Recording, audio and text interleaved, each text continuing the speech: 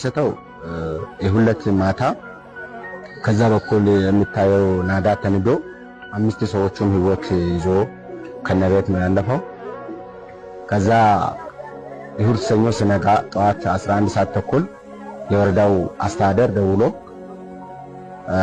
ናዳ ከንቾ ሸቻ ጎዝዴ ቀበሌ ላይ ተንዶ የቀበሌ አስተዳደሩንና ቤተሰቦቹን ሙሉ ውጧል በሚል ነገረኝ። እሺ ብዬ እኔም ሌሊት ላይ ተነሳሁ።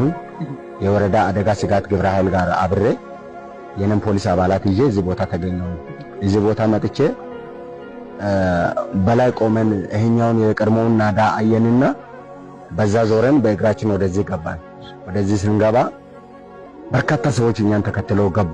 እኛን ተከትለው ሲገቡ እናንተ አትግቡ ብለን ሰዎቹን እየመለስን ሄደን እዛች ጋር መሃል ላይ ስንደርስ ሰዎች አንመለስም አሉ። ያው የሞተው የቀበሌው አስተዳዳሪም ስለሆነ በጣም ሰው በስሜት ነበር እያለቀሰ፣ በዛኛው ናዳ ላይ የወደቀ እያለቀሰ ነበር ብዙ ህዝብ። ከዛ ሰዎቹ ተመለሱ ብለን እየተቆጣን እያለን የሆነ ድምጽ ተሰማ ከላይ በኩል በጣም የፍንዳታ አይነት ድምጽ ሲሰማ ይሄው አሁንም ሊመጣ ነው ተመለሱ እያለን መጣ። እንደዚህ ተወርውሮ ድንጋይ ሲመጣ ድንጋዩን እንዳሳለፍን እኔ እንደሮጥኩ ወደዚህ በባህር ዛፉ እንደሮጭ ያለው ከኔ ጋር የነበረው መከላከል ክፍል ኃላፊው ወርታቸው ሮጠ። እሱን አየር ላይ አንስቶት ይዞ ሄደ። ሚሊሻ ጽሕፈት ቤት ቴክኒክ ባለሙያም ነበር ከኛ ጋር የመጣ። እሱንና የኔን መከላከል ክፍል ኃላፊውን ሁለቱም ጠርጓቸው ይዞ ሄደ። እኔ ሩጬ እዛች ጋር ስደርስ ጠልፎኝ ጣለ። ድንጋይ ላይ ወድቄ ከዛ ተነስቼ ሩጬ እኔ ሳልክ ከነው ኋላ ይሄኛው ሙሉ ጎርፍ አለፈ። ከዛ እኛ ስንመልስ የነበራቸው ሰዎች ከ260 በላይ የሆኑ ሰዎቹ ሙሉ እዛው ጸጥ አረጋቸው።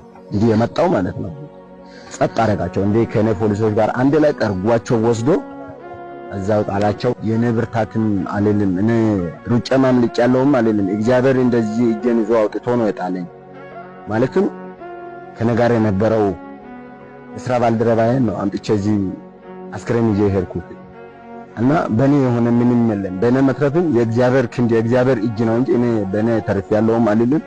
ከኔ ጋር የነበሩ ልጆች ነበሩ፣ አብረው ከኔ ጋር የመጡ ልጃቸው የመጣዋቸው ልጆች ከነው ላይ ሮጡ ወጥተዋል። ግን እንዲህ በራሳቸው መንገድ የሮጡ ሁለቱ ሚሊሻ ጽሕፈት ቤት ቴክኒክ ባለሙያውና እኔ መከላከል ክፍል ኃላፊው ተበልተዋልና ያው በኔ መትረፍ የእግዚአብሔር እጅ ነው እንጂ ሌላ የማንም እጅ አይደለም።